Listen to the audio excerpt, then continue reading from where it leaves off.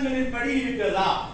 எதை யோசித்தாலும், எதை பேசினாலும், எதை செய்தாலும் இந்த வார்த்தையின்படி இருக்குதா என்பதை நீங்கள் கவனித்து பார்க்க வேண்டும். வார்த்தையில அறமுறையா பார்க்க கூடாது, அந்த கண்டஸ்ட் எடுத்து பார்க்க கூடாது. அந்த கண்டஸ்டோட இல்ல இனி ஒரு வார்த்தையும் பார்த்து இந்த வார்த்தைகளின்படி என்னுடைய சிந்தனைகள் சரியா இருக்குதா? அது அப்படின்னா ஆவியின் சிந்தனை உண்டாச்சுன்னா அது தொடர்ந்து அந்த செயலினால நம்ம பேச்சினால வீட்டுல சமாதானம் கிடையாது. அங்கு சமாதானம் உண்டாகும், அங்கு ஜீவன் உண்டாகும். ஆனால் மாம்ச சிந்தையோ அங்கு மரணத்தை பிறப்பிக்கும் என்று சொல்லப்பட்டது.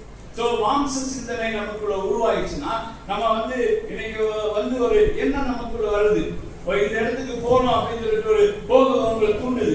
அந்த எண்ணம் ஆவியினால் வந்துன்னா அங்க ஒரு ஜீவன் உண்டாகிருக்கும். அங்க ஏதோ ஒரு மனிதன் சாக போறோம்னா நீங்க போய் காப்பாத்திருப்பாரு. அங்க ஜீவன் உண்டாகிருக்கும், அங்க சமாதானம் உண்டாகிருக்கும். அது இல்லாதபடிக்கு உனக்கு ஏற்பட்ட எண்ணத்தின்படி நீ ஒரு வீட்டுக்கு போனேன்னா அந்த வீட்டுக்குள்ள நீ போனதுனால குழப்பம் தான் உண்டாகும்.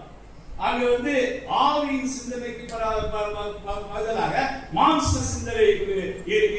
அதனால நம்ம சிந்தனை எப்படிப்பட்டது, இது ஆவியினால புறப்பட்டிருக்கா என்று நாம் பார்க்க வேண்டும்.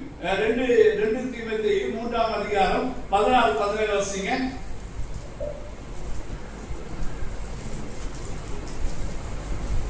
தேவ வாக்கியங்கள் எல்லாம் தேவ ஆவியினால் அருளப்பட்டிருக்கிறது.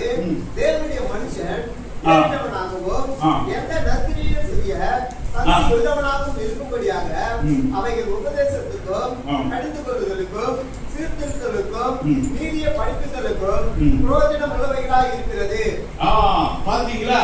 வேத வசனங்கள் தான் நமக்கு என்ன படிக்கிறது? உபதேசத்துக்கும். உபதேசம் டாக்டரின் ரொம்ப அவசியம். டாக்டரின் தான் உங்க சிந்தைக்கு காரணமா இருக்கு.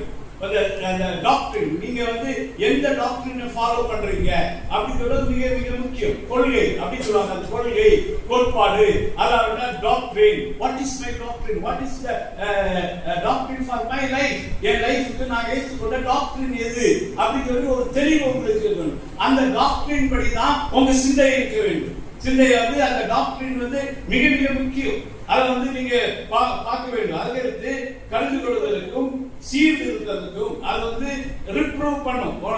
தப்பு செய்தா அது அந்த வார்த்தையானது உன்னை கண்டிக்கும், அது கடிந்து கொள்வதற்கும் சீர்திருத்தத்துக்கும் அது சீர்படுத்தும். நம்ம சீர்கெட்டவங்களா இருந்தா சீர்படுத்த பண்ண வேண்டும். தேவனுடைய